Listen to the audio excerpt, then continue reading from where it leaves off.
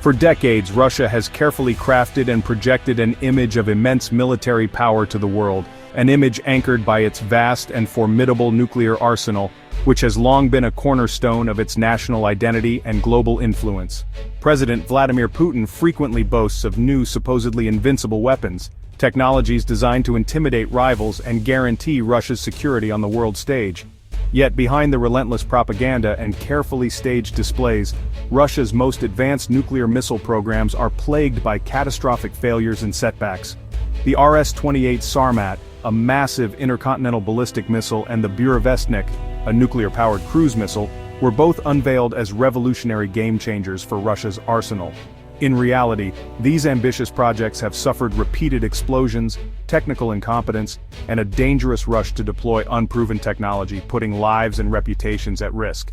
These failures are not just embarrassing for the Kremlin, they raise urgent questions about global safety, nuclear security, and the stability of international relations. In this chapter, we'll examine the specific disasters haunting the Sarmat and Burevestnik, and explore what leading experts say about the root causes of these repeated setbacks. The environmental risks, especially the threat of radioactive contamination in the fragile Arctic region, are grave and could have long-lasting consequences. This is a story about the widening gap between Russia's grand ambitions and its actual capabilities, and the far-reaching consequences for the world at large. Understanding these failures is critical to seeing past the Kremlin's rhetoric and to truly assessing the real state of Russia's military power in today's uncertain world. The RS-28 Sarmat was meant to be the crown jewel of Russia's strategic forces, a missile designed to inspire awe and fear in equal measure. Touted as the most powerful intercontinental ballistic missile ever built, it was intended to secure Russia's place at the top of the world's nuclear hierarchy. The Sarmat was supposed to replace the aging Voyvoda ICBMs, which have served as the backbone of Russia's nuclear deterrent since the Cold War era.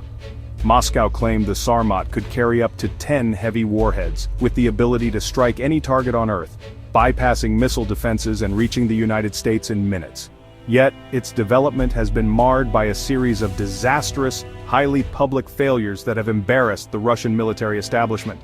In September 2024, a Sarmat missile exploded catastrophically in its silo at Plesetsk Cosmodrome, destroying the entire launch site and raising serious questions about the missile's reliability and safety. This was a total system failure, not a minor glitch or a routine setback. The destruction was so severe that it halted further tests for months. An earlier test in February 2023 also ended in failure, with the missile failing to leave the launch pad and resulting in another embarrassing incident for the program. Despite only one successful test in April 2022, the Kremlin declared the Sarmat operational and delivered to the military, a claim many experts dismiss as political theater, meant to project strength rather than reflect reality. The Soviet Voyvoda had over 20 successful launches before entering service.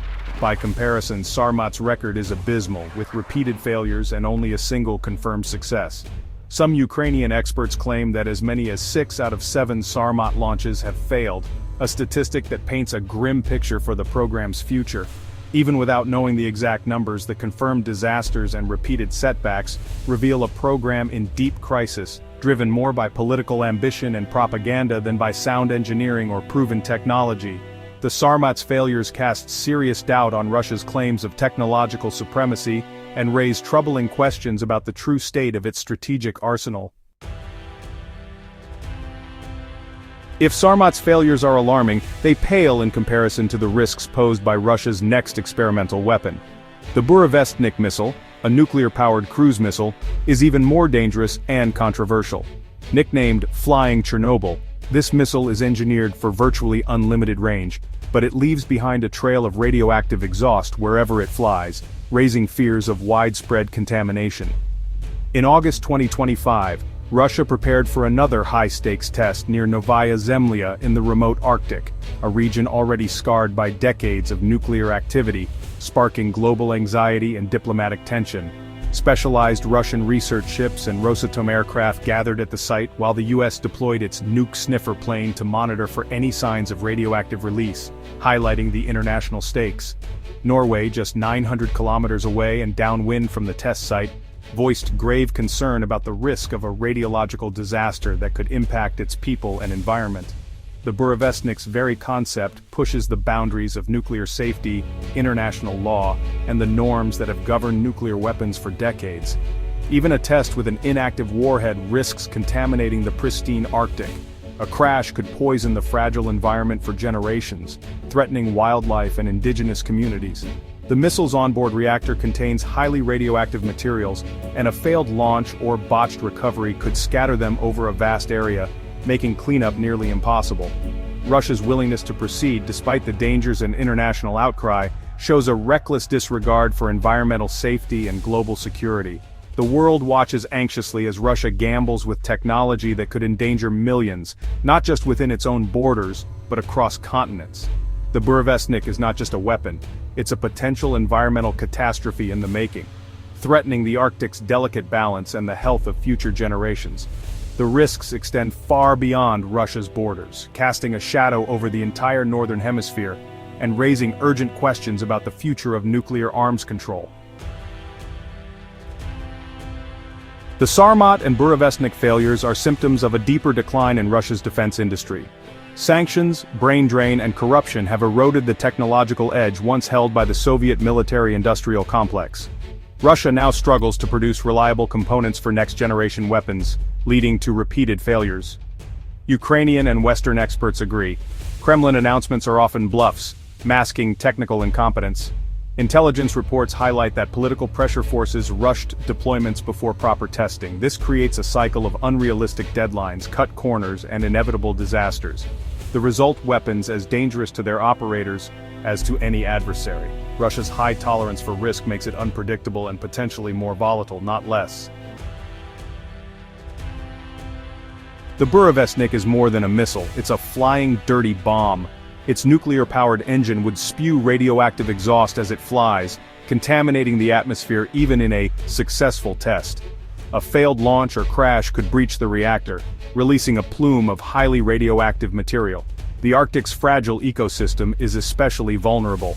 Contaminants could persist for decades, poisoning land, sea, and food chains. Past disasters like Chernobyl and Fukushima show the long-term impact of nuclear accidents.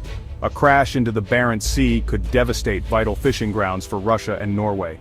Russia's secrecy about safety protocols and reactor design only heightens international alarm. The lack of transparency prevents the world from preparing for or assessing the risks. By testing the Burevestnik, Russia signals a willingness to endanger global health and environmental security for questionable strategic gain. The world is right to be anxious.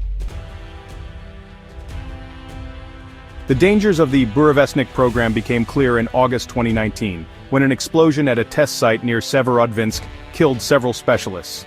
Initial government statements were vague, but reports soon revealed a spike in radiation and a panicked public.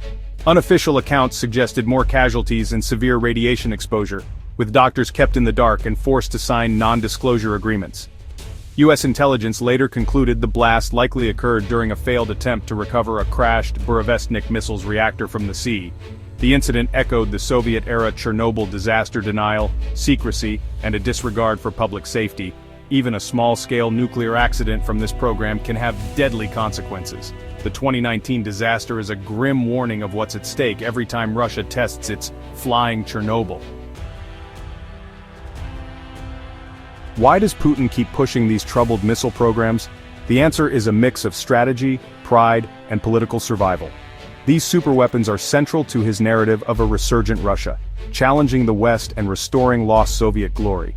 Announcing new missiles, even if unreliable, serves both domestic and international propaganda.